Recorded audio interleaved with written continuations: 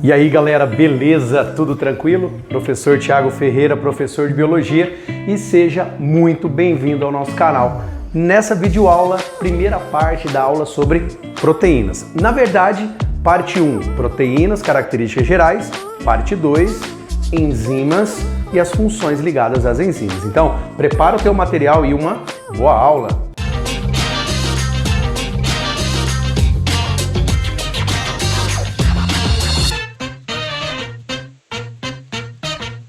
No início do século XIX, a clara de ovos de aves, o albume, era um dos materiais orgânicos mais estudados. O que mais chamava a atenção dos primeiros bioquímicos era a curiosa propriedade da clara de ovo de coagular e solidificar-se com o aquecimento.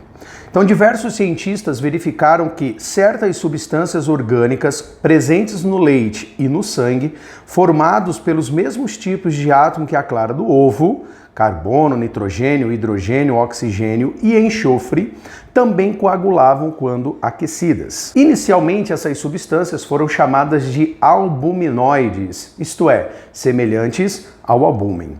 A continuação dos estudos demonstrou que muitos constituintes importantes dos seres vivos eram substâncias albuminoides. Em um artigo, então, publicado em 1838, o químico holandês Johannes Mulder usou pela primeira vez o termo proteína. E, na verdade, foi o sueco Jacob Berzelius, um dos mais importantes químicos da época, quem sugeriu o termo a Mulder, por acreditar que as substâncias albuminoides eram os constituintes fundamentais dos seres vivos. Galera, daí a importância, da estrutura, da característica da molécula orgânica chamada de proteína. O tema dessa nossa aula vai ser justamente características gerais, a estrutura e um pouco de suas funções e quais as consequências quando associada, por exemplo, ao aquecimento, certo?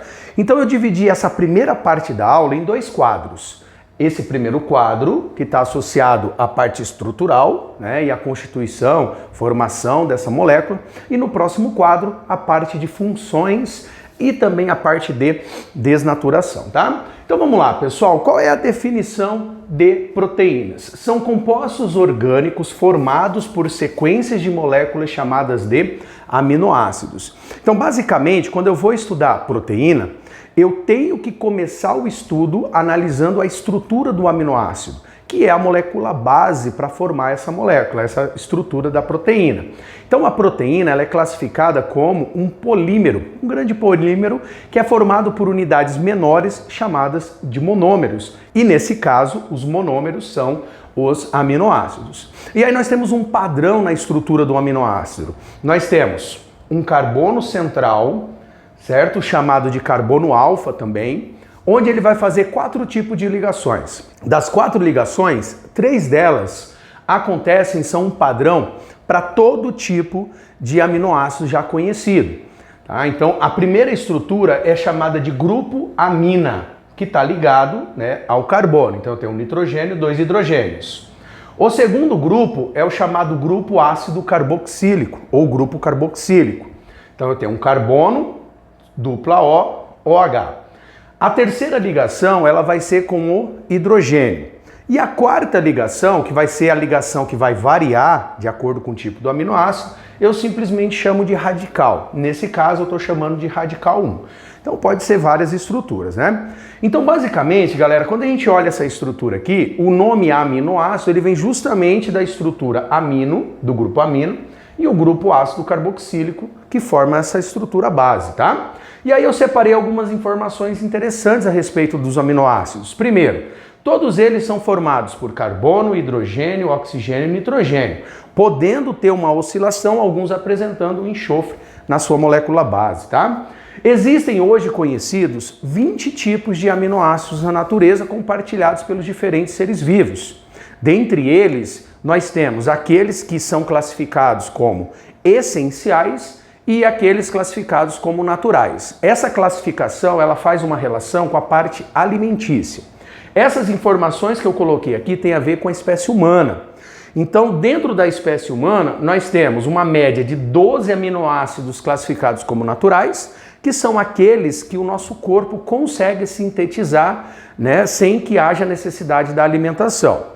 Os aminoácidos essenciais são aqueles em que eu preciso obter através da alimentação, porque o meu corpo não consegue sintetizar. Então nós temos 12 naturais, 8 essenciais. A histidina é um tipo de aminoácido que ela é sintetizada pelos recém-nascidos desde o nascimento.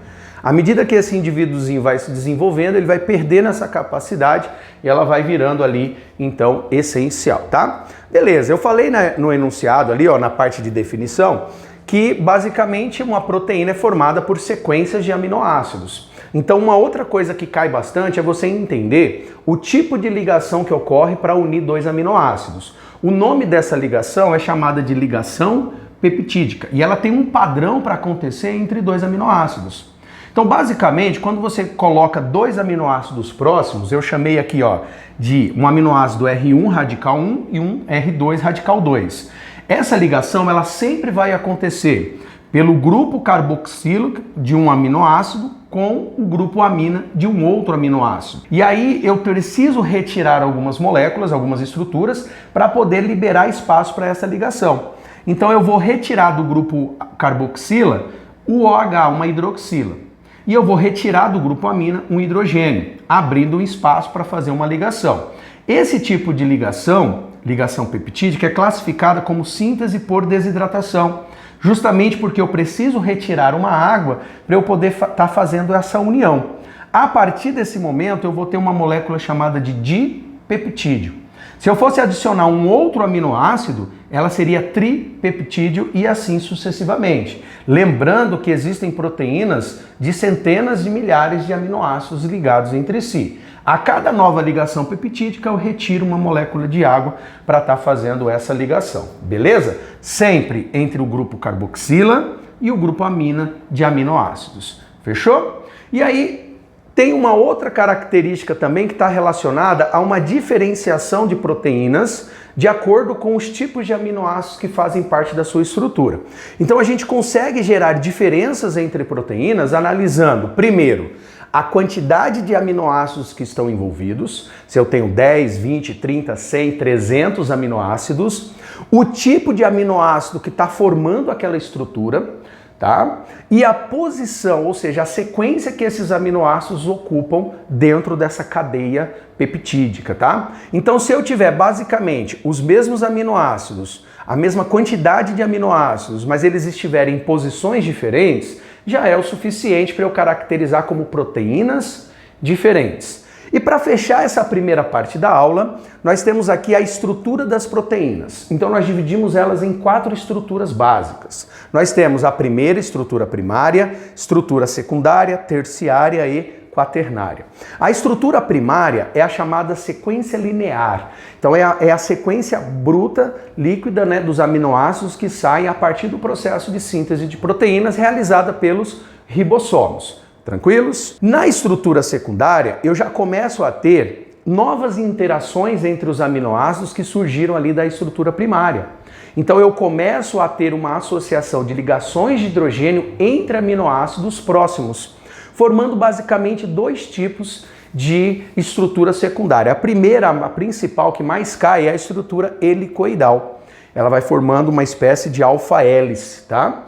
Mas também existe, em menor quantidade, às vezes nem tanto citado, a estrutura pregueada. E aí ela vai tendo uma configuração como se fosse lombadas em uma estrada, por exemplo, né? Ela vai tendo umas depressões também frutos de ligações de hidrogênio. Na estrutura primária e na estrutura secundária, eu ainda não tenho essa proteína com capacidade de executar a função que ela precisa desempenhar. Agora, quando eu tenho a estrutura terciária, é quando eu tenho aquela estrutura secundária, né, criando novas ligações, e isso vai criando um emaranhado de estrutura, e a básica dessas ligações novas que vão surgindo são outras pontes de hidrogênio, ligações de hidrogênio, mas podem, por exemplo, acontecer em ligações do tipo de sulfeto, né?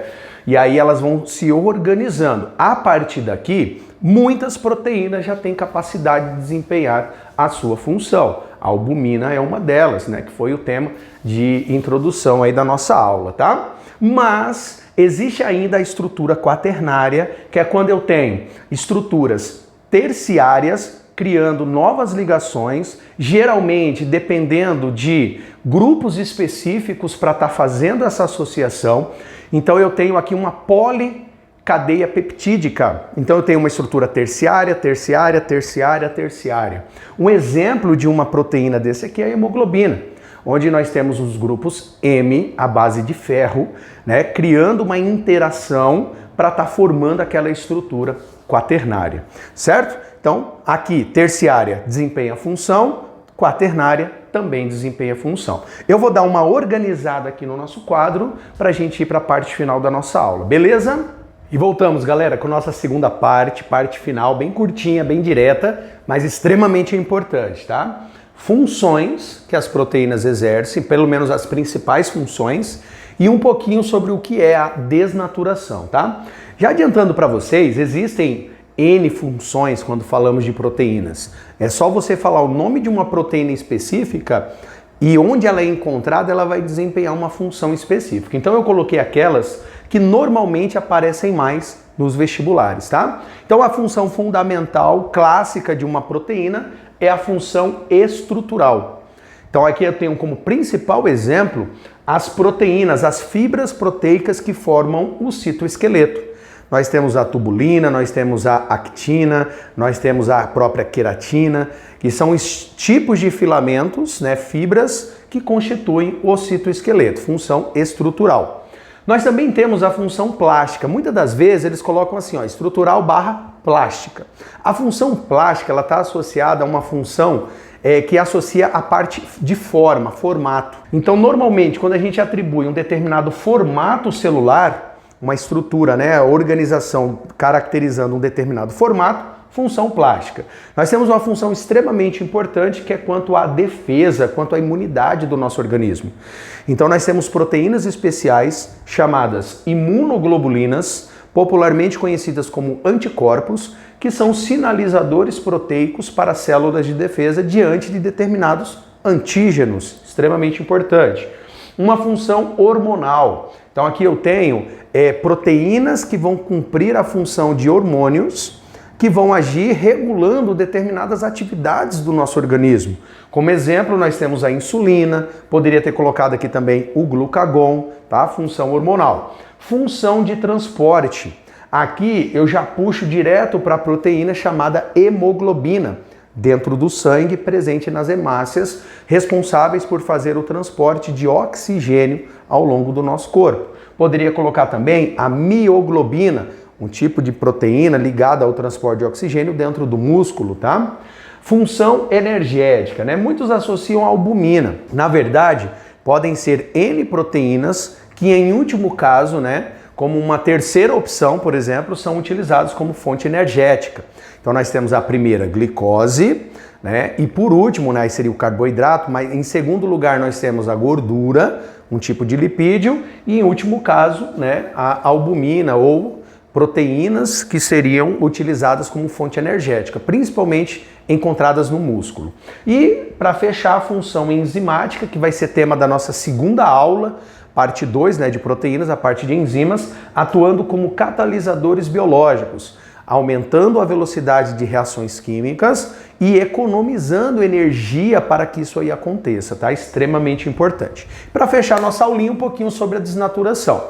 O primeiro momento da nossa aula, no quadro anterior, nós fechamos com a parte estrutural das proteínas, estrutura primária, secundária, terciária e quaternária. Quando nós chegamos à estrutura terciária e quaternária, nós já temos a proteína cumprindo a sua função biológica. Só que dependendo da situação, essas proteínas elas precisam de fatores enquadradinhos, né, todos regulados, para que elas consigam cumprir essa função. Então, o que é a desnaturação? É quando você afeta a estrutura da proteína, a estrutura espacial, e isso compromete o desempenho da função dela. Olha como que eu coloquei. Quando fatores ambientais, como por exemplo temperatura e pH, afetam a estrutura espacial das proteínas. Eu coloquei temperatura e pH porque são aqueles que aparecem realmente em prova. Mas podem ser nível de salinidade, por exemplo, né, a concentração de sais. entre um meio e outro, e isso pode afetar também, tá? Então, basicamente, você tem, quando uma proteína é exposta a uma temperatura e a condições de pH que são diferentes do que é bom para ela, o que é ótimo para ela, você começa a perder a estrutura espacial. Então você tem lá, se ela é estrutura quaternária, ela vai cair para a estrutura terciária. De terciária vai cair para a secundária. Pronto, você já está afetando o quê? A função dessa estrutura, dessa proteína. Geralmente, pessoal, essa queda de estrutura espacial, ela vai até a estrutura primária. Ela chega até a estrutura linear, certo? E aí a gente pode classificar a desnaturação como sendo reversível, dependendo da situação. Geralmente, a alteração no pH ela é reversível. E irreversível, quando você não consegue mais fazer com que aquela proteína volte a cumprir a função que ela desempenha. Exemplo, temperatura, alterações na temperatura provocam isso daí, beleza? Tranquilo? Falei que era rápido, né? Então, cara, eu quero te convidar você a se inscrever no canal, a acompanhar os novos vídeos. Então, se você curtiu essa aula, dê um like, ative o sininho das notificações ao se inscrever, para você estar recebendo sempre um materialzinho novo, né, ligado à parte da biologia, certo? Se você quiser me acompanhar nas redes sociais, né, eu tenho ali meu perfil no Facebook, no Instagram, onde de vez em quando eu solto ali alguns materiais ligados à sua preparação, beleza? Então, de coração, mais uma vez, obrigado pela sua presença, bons estudos e fui!